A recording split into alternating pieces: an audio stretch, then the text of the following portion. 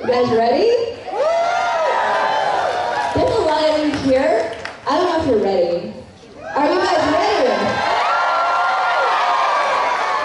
That's what I'm talking about. You know him as Spongebob, but he has done a plethora of characters, all the way from Marvel to Rick and Morty. But you're not here to hear his resume. You guys want to talk to the man himself. So I'm going to go and grab Mr. Tom.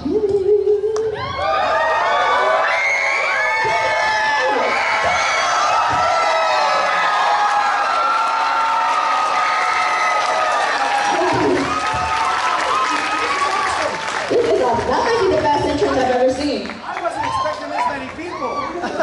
Wow, I was expecting like, party of four for the Tom Kenny panel, you know? Yes. Wow, thanks for coming out, you guys.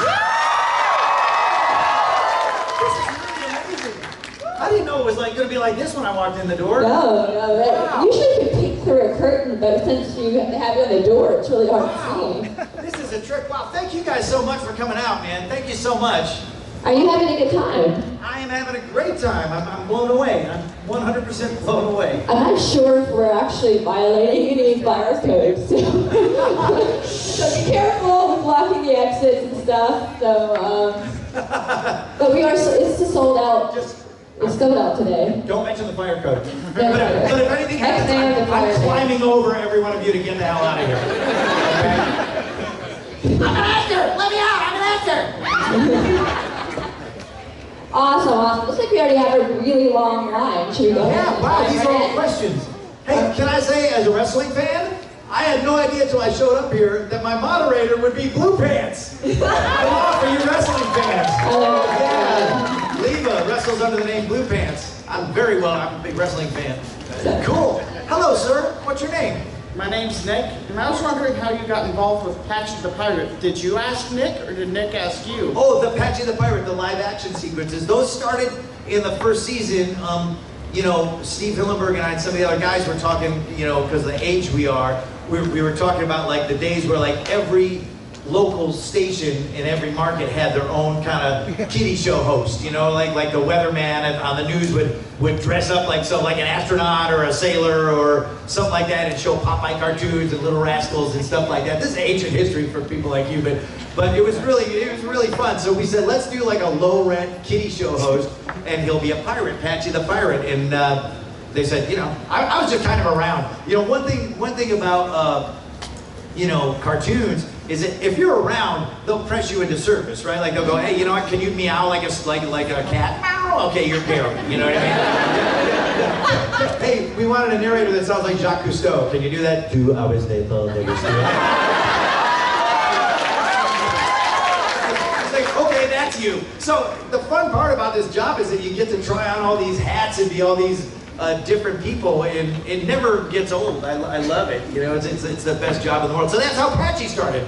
Just a kind of a tip of the hat to old low-rent local kiddie TV show hosts and horror movie hosts, stuff like that. Those guys, every station had the guy that would dress up and show horror movies too, and that was such a big part of my youth. Thanks for asking. Thank you. Bye. Hi, Mr. Kenny. Hi. I was just curious, with all the animation changes that SpongeBob has been through since the beginning to now, which one was your personal favorite? Oh, the episode-wise? Well, the first 3 seasons, I love doing it. I love doing like the show now. We still do it. I did it last Wednesday, and yeah, it was remember Bubble Buddy? We went to Bubble Town where all the bubbles live, which we had never seen their world before. So that was really fun. But that won't even be animated for probably a year or so. But we still do it. We still do it every Wednesday. Every Wednesday it's there, and Bill Fagerbach, Patrick, and Roger Bumpus, Squidward, and everybody. Doug Lawrence, Mr. Lawrence, Plankton, Carolyn Lawrence, Sandy.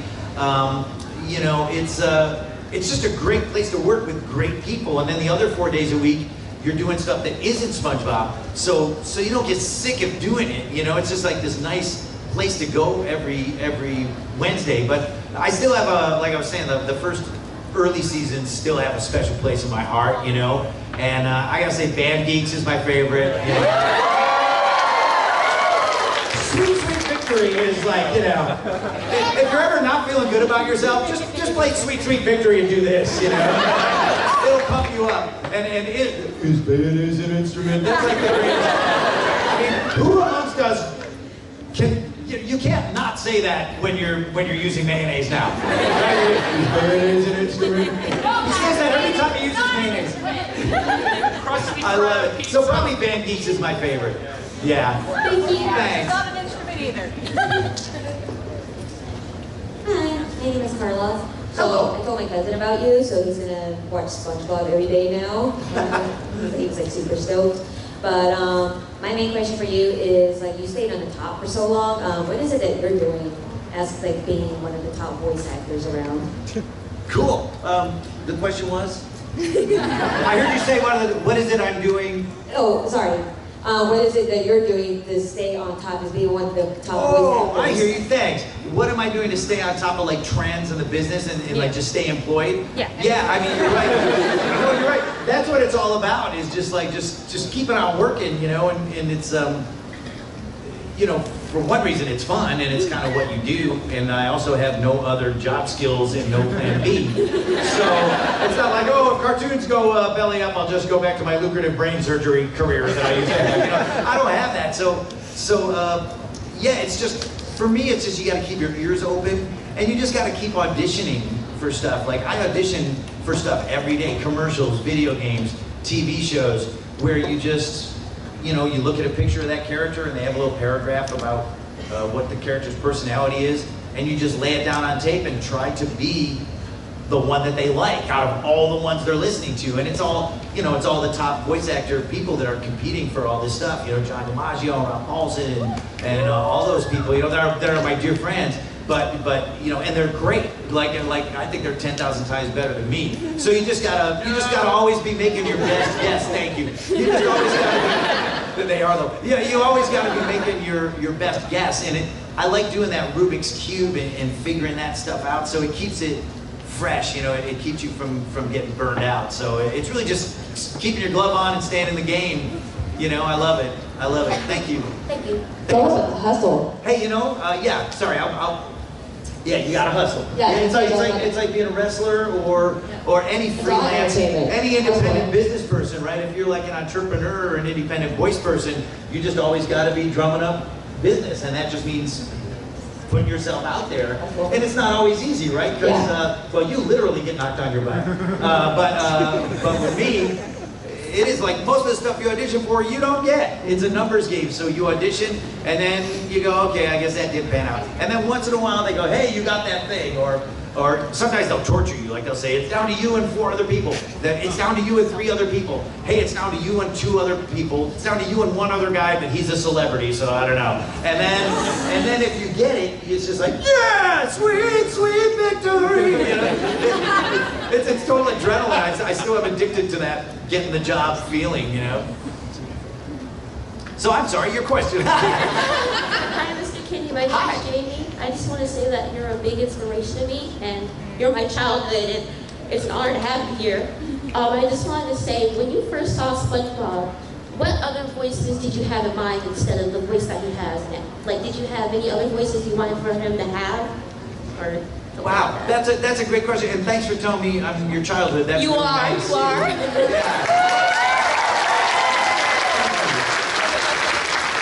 And, you know, people say that, they come up, you know, they come to you and say that, like that line, they go, I know you hear this a lot, but you're the voice of my childhood. And it's new every time, because just, you know, it's just such an honor to know that when somebody was in a formative stage of their life, that you were a part of it, the fabric of it. It's really nice, you know, it's just how many jobs do you get to have that pleasure? So, yeah, it's really nice, thank you. Thank you. Wow, now you got me tearing up. You're making me tear up. Irish guy. So, pretty crazy. So, yeah, wow, Kenny's really sensitive. That's true. So SpongeBob. What was that? What the hell was the question? I'm sorry. The question was, what other voices you Oh, have? other voice. Thank you. You're welcome. You know, usually when I audition for stuff, I try to have 3 distinctly different takes, A, B, and a C, that are really different from each other so that people can listen to it. And even if none of those voices were, they go, wow, this guy's got some range, you know? He might be good for something else. But with SpongeBob, that voice just locked in. Like the second Steve Hillenburg described the character to me and showed me a picture, like it just went right there, like it was right, you know? Like I just got, like I feel like the drawing and Steve Hillenburg's imagination took me right there. And so that was pretty much it. Steve, I was telling somebody at the table today, hi SpongeBob, you're back there. Hi, nice to see you. So look in the mirror. No gang signs, SpongeBob, okay? It's Crip Bob Blood Pants.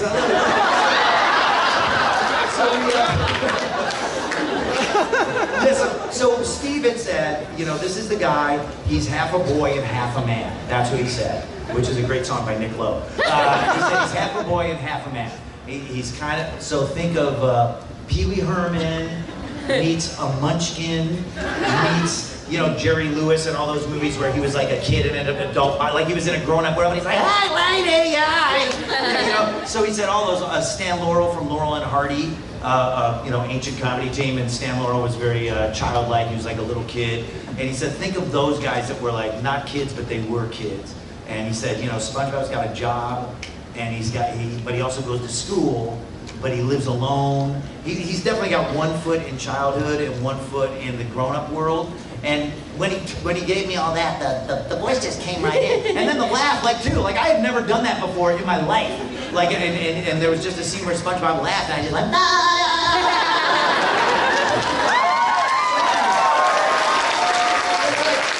where did that come from? You know what I mean? I never did that before. You know what I mean? It's almost like possession. It's like SpongeBob possessed me for a minute, It's a trip. Yeah. So yeah, SpongeBob, that was the only voice I ever had in mind for him, and it was the right one. Not always the case. Thank you so much.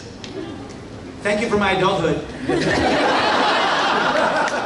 Also known as my second childhood. Oh my goodness, okay.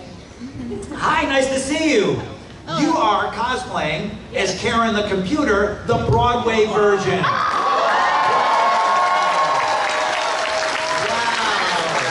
There's a SpongeBob musical on Broadway, right now. So that's a trip. And years ago, me and my friend Andy Paley and I had written a song called The Best Day Ever, right? For SpongeBob, like SpongeBob's philosophy in one song. It's the best day ever. And that wound up in his Broadway show.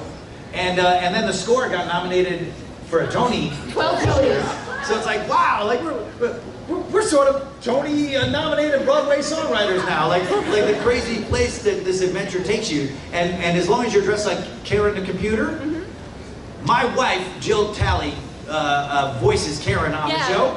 She never gets to come to these cons because she always has to hold down the fort at home. But she's here at this one. Jill, stand up!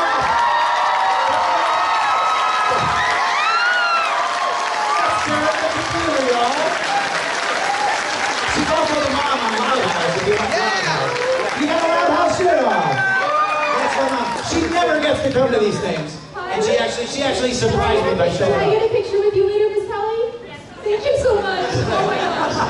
Wow, I'm very starstruck in more than one way right now then.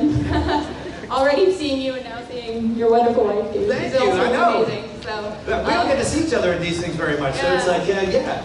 Wow. Thank you. I look better from far away. Okay, so my question was, so SpongeBob has been on the air for almost 20 years now, and in that time period, it's had its ups and downs. Yes. And there's and what a lot of fans consider the low point was seasons 6 through 8, before the movie, classic episodes, like you said, those are your favorites. But then seasons 5 and 6 were alright, and then people say 6 through 8 was the low period. But now 9 onward, especially since now that Stephen Hillenburg has come back, yes, the show has gotten really, really good again. I think so too. Yeah. So I want to ask, what do you think? It may even not even be from one of the low points, but what would you say was your least favorite episode of SpongeBob? And why is it one course meal? Least favorite episode? I can't even allow myself to think like that, right? Because when you're the actor and you're doing the job, you know, like it's fun, but it's also like a job, you know? So that storyboard gets delivered to your house a day or two before we record. It's big, thick storyboard, you know, it's like 250 pages that you look at, and you know, you're just in charge of like I'm not Nickelodeon, I don't have a network, I'm not the creator of the show, I'm not the producer of the show, I'm just the guy that does the voice, I'm like the bass player, you know what I mean? So it's like, so we all just kind of, you know, you just put your head down and you just try to do what you've always done, right? Which is embody the character that you're playing and just be the best SpongeBob you can be, yeah. You know? And then you just, you know, you just ride out whatever, you just ride everything out and just hope to get through the whitewater rapids to the other side, and we're in a really great place now. But I never really, and the other actors too, like we were always just like, my job's to be Plankton, my job's to be Patrick, my job's to be Squidward, and our job is to all live together in Bikini Bottom and sell the illusion that these characters live and breathe and are real. And that's all that we do, you know. So really, our job never changed, no matter what the season was, you know. It's never been different. That's really good to hear. Yeah. Thanks. I appreciate it. Also, thank you for you have a collection on iTunes. It's like your favorite episodes. Thank you for putting one of my actual favorite episode on there, because it is a kind of obscure one from one of the Which one? Not as popular seasons. Single Cell Anniversary about Karen and Plankton's anniversary. Yes. Yeah. I love that episode very much. It's like season 6, everybody says is really bad, but that one episode is just, I love it so much. Thank you so much. Yes. I appreciate it. I like that episode too. Thank you. Yeah. The Oh My Karen song that Plankton. Jill's really good in that episode. So adorable. Yes. Yeah. Yes, I love you in that episode. I love you as Karen always, obviously. Thank you. Thank you so much. Thank you so much. Thanks. Go see the Broadway show now. Yeah, I'm going next week. So. Oh, next week? Yeah. All right. Yeah. You got Cool. it. Hello. I got you. Hold on. I bet you could yell loud enough that I could hear you. I bet you got a good yell in you. And I got a good yellow in me. I gotta come over here because I can't see you. I gotta make eye contact. I've watched almost every single episode of SpongeBob. But that's not my question. My question is, did Mr. Krabs actually ever write the secret formula? Did Mr. Krabs Did Mr. Krabs ever write the secret formula down? Or is it just a piece of paper? You know, that's wow. I guess what you're asking is that episode canon? It's like the SpongeBob Next Generation. I would say Mr. Krabs probably wrote it down somewhere. Somewhere there's a bottle that really does have the recipe written on a rolled up piece of paper in it. And there's also you know, decoys around too that probably are blank pieces of paper, just to confuse Plankton, you know? Because Plankton's is very determined. Yeah, that's my theory. Thanks, great question. Thank you, sir. Hi. Hello. I'm actually going to give you a little bit of a break. People mostly know you from SpongeBob, and characters like Ice King are really iconic. Thanks, baby. I'll see you at the ice castle after the battle. But I would like to know one of, sorry, I gotta get the right words in my head. I hear you. What character would you say is really, really close to your heart that almost no one knows you for? Wow, that's a great question. Because, you know, my IMDb is littered with shows that, you know, didn't take off, you know what I mean? Or they didn't go. I would have to say, this is crazy, but there was a show called Mission Hill. Very obscure, and it aired on the WB only like twice before they canceled it. And then we recorded a whole bunch of them, and it did come out on DVD later. But it was kind of this really interesting, like primetime animated show And anybody know what years that was? I'm really bad with time. To me, everything. Huh? She said 98. 98. Holy cow. That may be true. I don't know. Well, so Dr. Google will solve it for us.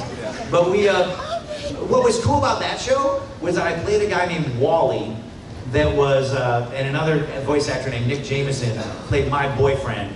And we were two, or my husband, I guess, and we were two elderly males that had been in a committed relationship for years and years and years. They were like an old married couple, except they were both dudes, you know? It was like, and I think that was like the first time you ever really saw that on TV. Like, it wasn't really a thing, you know what I mean? Like, it wasn't really an issue in the show. It was just, and I think that was kind of like, now, you know, all these years later, you know, I think we've progressed a lot in that area, and I think it's cool that that was kind of ahead of the curve on that. So I would say Wally on Mission Hill is a character I'm proud of that almost nobody knows about.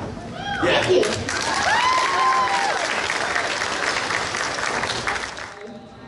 Great. All right, so Hi. my question shifts gears to your other role as Spyro the Dragon.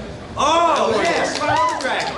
I wanted to know, what was the process for you obtaining that role? Like, did you audition specifically for that character, or did you have to send in some voice clips, and they're like, okay, we think you fit best for this character? Great, good question. Spyro the Dragon was a Sony PlayStation game from 90s, right? Late 90s, like 98. And 20 years later, he's back. Yep. And I'm doing his voice again. I haven't done it since 1998. Yeah, we just recorded a whole bunch of Spyro stuff because they're redoing the 3 original games with modern levels of animation. But what's cool about it is they know the reverence that the old school players, and you look like a player, the old school players have for the game. So, you know, they upgraded it without changing it. You know, it's actually makes sense. And so the process in 1998, as I remember it, that was just an audition. You know, I just went into a booth and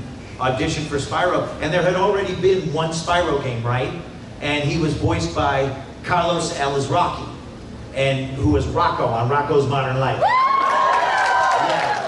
And Carlos was also the guy that recommended me to Joe Murray, the creator of Rocco's Modern Life. When my first voiceover job, you know, my first series, where Joe said, anybody I should know about? He said, this guy Tom Kenny, he's a stand-up, he's funny, I know him, he'd be a great heifer. So, yeah, that was my first show. That was a hoot! So I wound up being Spyro in the second game, and then I did, I think, 2 games, right? And then Elijah Wood took over. Then Elijah Wood. It's Elijah Wood. Sorry, guys. Is that your mic? I like that. Don and Al. Okay, let's switch up mic. What did I eat in the green room? I like it, but it doesn't like me.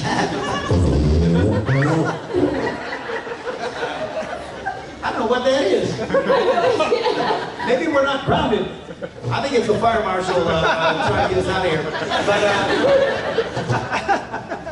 But yeah, so yeah, I did Spyro for 2 games, and then you forget about it, right? It's like you just do the job and you do it, and then there was no more Spyro stuff for me for 20 years. And then a couple of years ago, I started to realize at these Comic-Cons, Spyro stuff started coming to my table to be autographed. It was kids that grew up on the Spyro game, and a lot of times they would have me autographing the very game that they played when they were a kid, like the same copy of it, like the ripped up instruction book or the disc that was all scratched and beat to crap, you know. And I would like sign it, and I'm like, wow, there's, you know, you start doing your FBI profiling, you know, and you go, well, I'm definitely sensing a spike in Spyro awareness, you know. And then right in there, like Activision called and said, you know, we're going to do Spyro again. You, Tom, seem to be the fan favorite of the 3 Spyros, so you're going to do it. So I re-recorded everything from the second 2 games because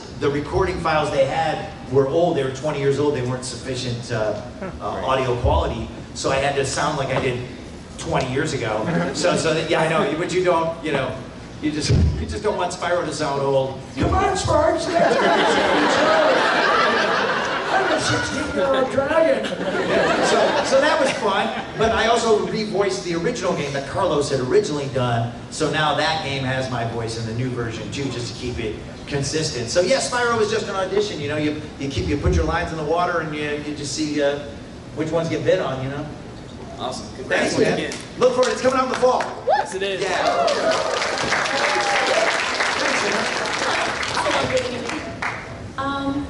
I was wondering, what is it like for you to transition from various iconic child-friendly characters to more mature characters like Woody from Brickleberry?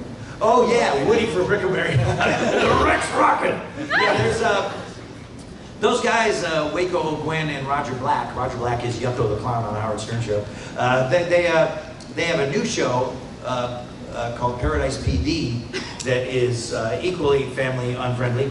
That is supposed to be on Netflix, I think, pretty soon, like in the fall. But transitioning from child-friendly content or family to more scatological stuff, like I started out as a stand-up comedian and a sketch actor.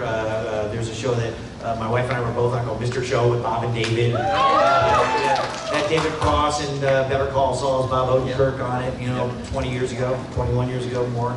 And so I've always had a foot in that world. And you know, it's kind of fun. I mean, sometimes I get whiplash because I'll be doing some PBS Kids thing, and then you'll drive across town and you'll do Mr. Jellybean on Rick and Morty. You know what I mean? And it's like you're like, wow, okay, that's cool. But it's all just fun, grist for the mill, as they say. It's just you know, it's all the same job as just being a character, which is all I ever really wanted to do ever since I was a little kid. Anyway, so yeah, so it's really not so much about the content as it is, you know, just keeping on doing your due diligence and you know, trying to do a good job on everything.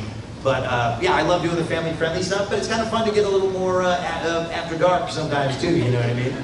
Yeah. Thank you. Thank you. I don't know if this is. I have to lean in. That actually is my real posture all the time. Oh, I'm not that tall. Hunchback, you know. Hey, so you were Wheelie in the Michael Bay Transformers. I was. Movies, and I was wondering, given those are much bigger budget, massive blockbuster movies, was direction process on those films different from how you do a TV show or a video game, or was it all the same? Great question. Like is doing a voiceover for a TV, like a cable cartoon, Like the same, like different from doing a live action feature. Yeah. You know, it's not that different for me, but it's funny because I've done Transformers animated, you know, cartoons. I Starscream and a couple other characters, but then doing those Michael Bay movies, Michael Bay just rolls like he's pretty amazing because he's got a million irons in the fire and he's super amped up. He's super enthusiastic all the time. You get in the booth with that guy, and the movie's like already pretty much shot. Like the actors are already shot by the time they even bring me in.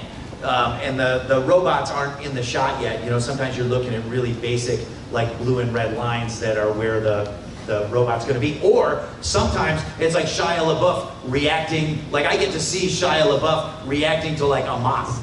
That's you know, the robot's going to be here, and they're just like, and he's like, you know, you're like, wow, if people saw this, they would not take this seriously. But so you go in and you do that stuff, and Michael Bay, you know, he doesn't worry about script that much.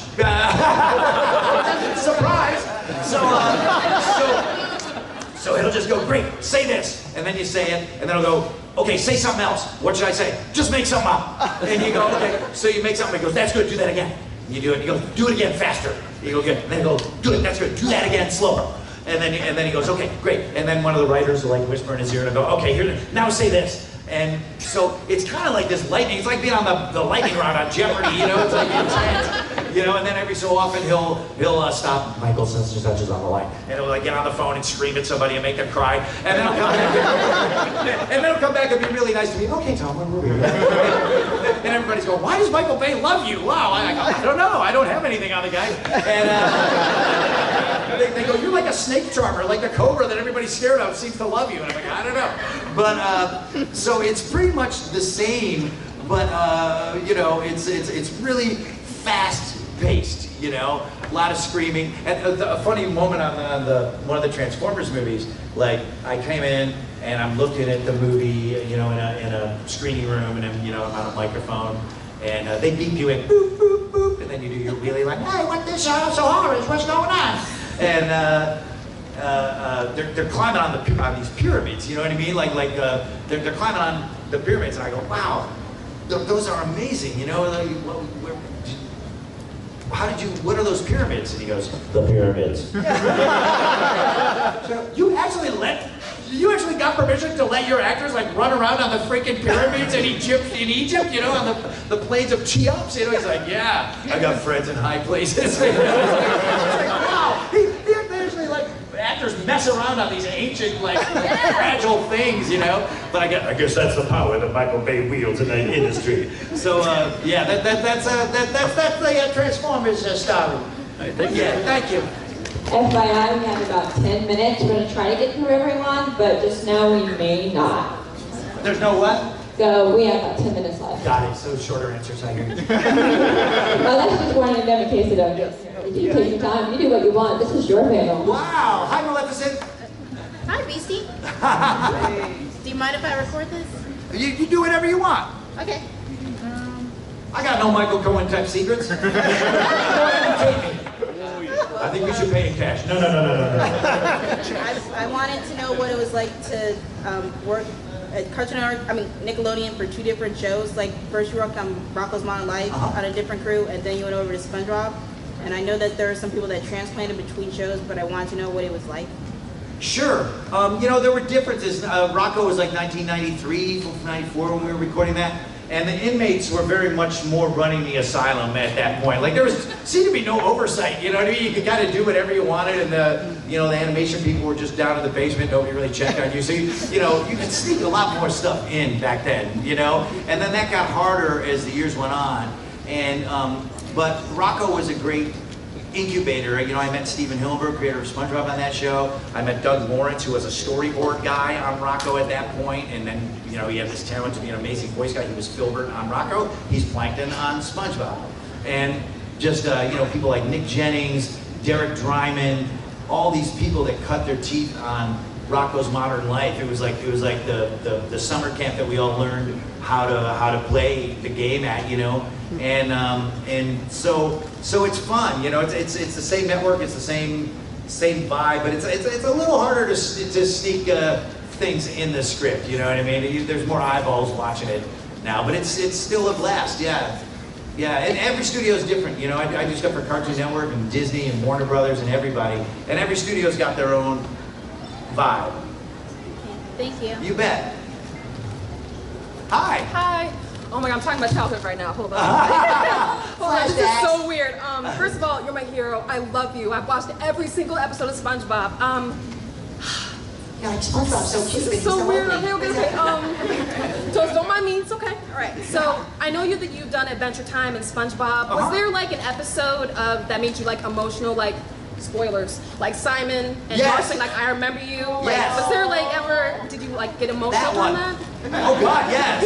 Yes, I remember the Simon and Marcy episodes. They tear us all up. John DiMaggio was crying during that episode. John's a big tough guy, you know. And he's like, I'm sorry, I got to take a break. Yeah, I swear to God. And so yeah, those are heavy, you know. And here's like interesting factoid about Simon and Marcy is that Olivia Olson. That plays, you know, that plays Marceline. Sorry, wow, senior moment. Got ready for Shady Shoals. She really, I really knew her when she was a baby. Like, you know, yeah, like I held her when she was a baby in real life, because her dad is, I've known him forever, for like 30 years, and he did some voiceover stuff on Rocko. He was the chief. And he also plays Olivia's dad on Adventure Time, you know, that her demonic father. And so, yeah, so it was kind of a trip. So it's like, you know, she's 20 years old at that point when we were recording that episode. And I was like, I actually knew you when you were the age of the character that you're supposed to be. It was heavy, you know. So all these, like you were saying, like all these like real life intersecting with fiction, and you're kind of like, you know, out of body experience. It's cool to have a job like that, you know, because. You know, you're like people that work at Dunder and Mifflin probably don't get to have those cool experiences all the time. That's Michael, what I'd be doing if they're watching cartoons. working for some paper company in Pennsylvania somewhere. It's an honor to meet you. I've watched every single episode of SpongeBob, and it's so awesome to meet you. Thank you. Oh, you're very kind. Thank you so I hope much. you have a good con. Everyone have a good con. I love you. Thank you. Wow. All right, good to know I wasn't the only one weeping at this panel. Good. My name is Max. Hi, Max. You know, we all know you for such iconic characters like SpongeBob, Spyro the Dragon, and the Ice King, of course. But one role that really sticks out to me is your role as Dingle Kringle from. Elf Bowling isn't really. I know it's not a well-known movie, but it holds a really iconic place in my life. And my question was, what is the story behind it? What got you into it? What inspired you to take that role? Max came up to my autograph table today. He is the only person in history that has ever asked me to autograph the DVD of Elf Bowling. It was a Blu-ray, right? Why does a Blu-ray of Elf Bowling even exist? Was there a demand? Many people with pitchforks and torches going, we're not going home until there's a Blu-ray release of Elf Bowling, you know? And the Elf Bowling, it was just kind of one of those gigs. And what's funny is the writer of it was Olivia Olsen, Marceline's dad, Martin Olsen. See, everything's inbred and crazy, you know? And everything's connected. It's all, I see it all, man. I see the pattern. It was like the colors, I could taste the colors. It was like that production, and I think Jill, you did stuff at Elf Bowling too, didn't you? It was, remember, it was so low budget that they go, hey, you got this part in Elf Bowling, and I go, okay, you know, and they go, show up at this studio and record it, and so, you know, you're looking at the address. And I've been to every studio in LA, like I go to 4 studios a day, you know, and I'm like, this must be one, I've never been to this one before. This is like I don't recognize this address. Thought I knew all the recording studios, oh well, you know, and I go there, and it's like a dude's apartment. I go like, this can't be a thing. It's Tom from Elf Bowling. Hang on, I'll let you out. Door unlocks, I'm like, what the hell is this? This feels dirty, you know? And, so that's what happened. We did it, and I had never seen it. Have you ever watched that Blu-ray? It's beautiful. No, it's beautiful. Max, you're a funny cat, man. Thank you. Thanks, Max. Elf Bowling forever.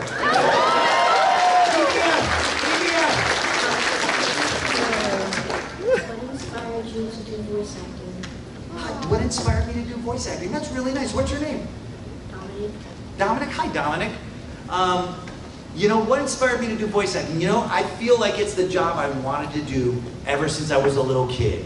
So I would guess, it seems like it's always been there in my head, but I guess inspiration was probably all the cartoons I watched as a kid and all the voices I heard in cartoons as a kid, right?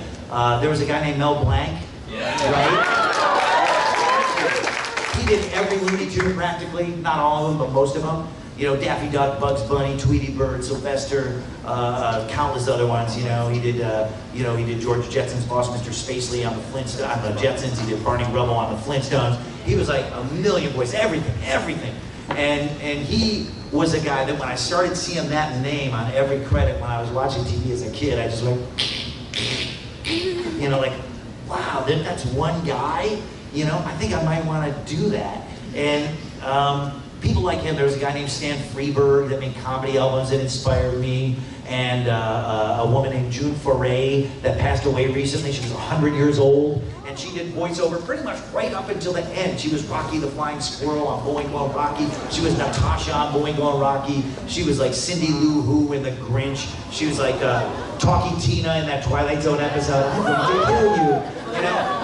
The coolest lady ever, you know? And it was people like that they were bigger than movie stars to me in my head. And so I would have to say that. And then I got influenced by cartoons and comic books and monster movies and character actors, and, you know, not all of it was cartoons, you know, and, you know, rock and roll music that I like. Like, I feel like everything came together, and like now I just managed to stumble my way into the perfect job for all that stuff. So yeah, it was kind of a stew of things, but mostly those people that I mentioned: Dawes Butler, Stan Freberg, you know, all those people, June Foray, of course.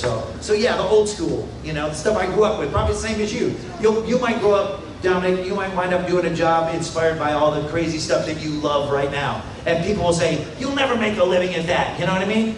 Don't, you know, why do you spend so much time with that? You're never gonna pay your rent with that stuff. Well, guess what, it happened. Yeah.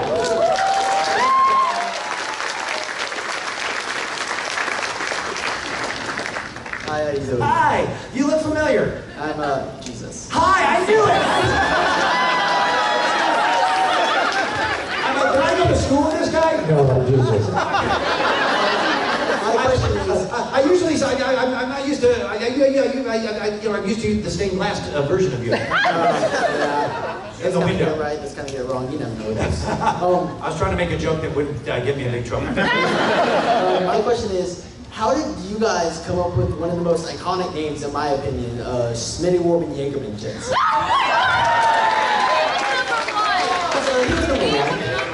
Yeah, you know, I think that's one of those ones that was already in the script, you know what I mean? And it's like, you know, that was somebody just, you know, those were the guys on the second floor just having lunch and making each other laugh. But that was like that was there, that was in the script. So you know, I gotta give props to the writers for coming up with that. Smitty, what is it? Warben Jagerman Jensen. He was number one. Oh man, Jesus, thank you, man. Hey, I'll see you on Easter, okay? Come on out. Okay, so my name's Tony. Hey, Blue Pants love that joke. As a kid, I was literally obsessed with SpongeBob. So like, you were like my childhood, like my whole childhood. I had like SpongeBob and everything. Cool. What was your favorite cartoon character as a kid? You know, I didn't mention it in that last answer, but for me, character-wise, Popeye the Sailor Man. You know, and it's funny, he's not that popular now because he's kind of politically incorrect, right? He's a guy that eats spinach and beats people up, you know what I mean? Some guy that lost his eye in a fight, in a bar fight somewhere, you know? So, but he was, for some reason, he was my favorite character, and I still have like a big shelf in my house full of like vintage Popeye toys because he's the guy. Like Popeye was the guy, and he's, you know. And I gotta say, one of the best moments of being SpongeBob for me was TV Guide did like the top 50 animated characters of all time. They did a whole bunch of different covers, and one of the covers that they did was Popeye the Sailor Man pulling up a hook out of the water, and SpongeBob is like on a hook, like there, right? And I was like, I felt like my whole life like came full circle, you know. And I contacted the artist. I called TV Guide, and I bought the original art I bought the original drawing, and it's hanging in my office. That's awesome. So yeah. Great meeting you, man. Thanks, man. Nice meeting you. But the way you were about SpongeBob, that's how I was about Popeye and Looney Tunes and everything. Yeah. I'm actually really sorry, but we just ran out of time. I got Can we do one more? One more question. Can we do one more? One more, come on. All right. Good, say it fast. I'll do it when we walk out. I've noticed in the YouTube clips in the original Spyro that Sergeant Bird sounded like Gibson from Monkey Team. Yes! Yes, Super Robot Monkey Team, Hyperforce Go. I agree. Are you signing? I am signing. Gibson was a little more mannered than that. Sergeant Bird was a little more military. Yeah, I noticed that. Thank you. Thanks everyone.